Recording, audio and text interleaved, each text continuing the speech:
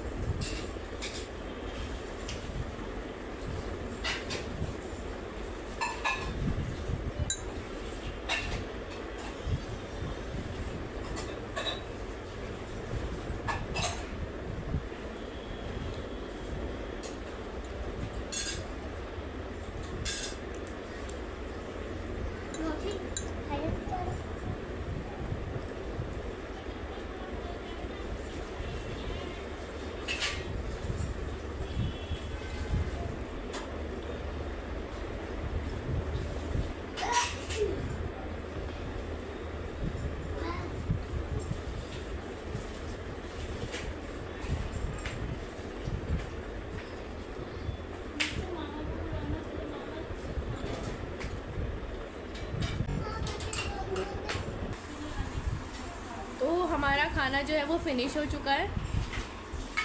आज का खाना बहुत ज़्यादा डिलीशियस था। आपको इसकी रेसिपी जो है वो SK सिंपल फूड से मिल जाएगी। तब तक के लिए मेरे चैनल के साथ जुड़े रहो। आप लाइक शेयर सब्सक्राइब करना ना भूलें। बेल आइकन दबाइए ज़रूर ताकि सबसे पहले हमारी वीडियो आप तक पहुँचे। ठीक है, तब तक के लिए धन्यवाद।